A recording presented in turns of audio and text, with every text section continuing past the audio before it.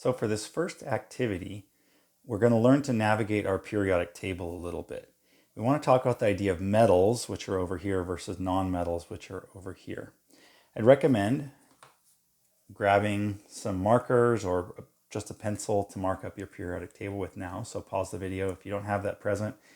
If you can, get out a periodic table and something to write with. Even if that periodic table is this one or in your textbook, shouldn't matter. So we want to talk about the idea of metals versus non-metals. And before I mark up the periodic table, just want to tell you what the distinction is. Metals and non-metals have different properties. And all of that is based on their electronic structure, meaning what you just learned about. Metals are things that have very few electrons in their outer shell. So few electrons in their outer or valence shell.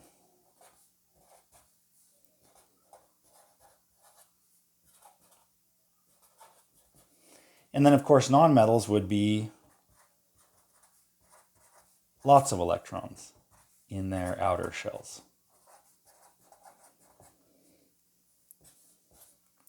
Okay, so what does that mean? So for an example, something like calcium would be a good example of a metal. Calcium here,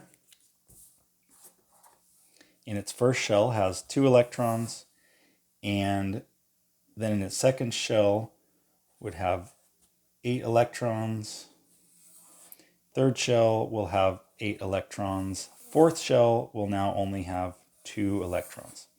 So this 2 electrons is few electrons in that furthest out shell. What's a good example of something that has lots? Let's go with chlorine. Chlorine would have 2 electrons in its inner shell, 8 electrons in its next shell, and then 7 electrons in its outer shell.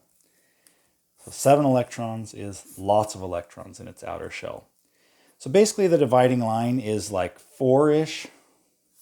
If you have less than 4, you're a metal. If you have more than 4, you're a non-metal. That's kind of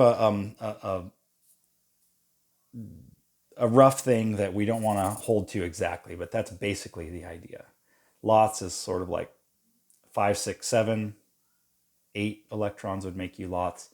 1, 2, 3 electrons would make you little and make you a metal. More on that to come. But right now, let's switch over to our periodic table and see how to mark that up.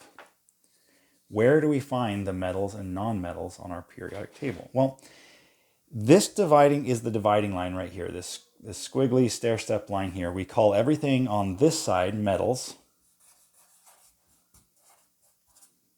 and everything over here on this side, in this upper right-hand corner, non-metals. Now we have a special name for things that are sort of on the boundary between metals and non-metals. We call that metalloids. I think in modern language, we would actually use the term metal-ish. They're kind of like metals, metal-ish. But the term that we've assigned to that is metalloid, which means basically the same thing, metal-ish. So right along this line, the things bordering this line, germanium, silicon, arsenic, are called metalloids. And that, again, it just means metal-ish. They're kind of like metals. So that's it. Let's do an activity recognizing whether things are metals with few electrons in their outer shell, non-metals with many electrons in their outer shell, or metalloids on that dividing line.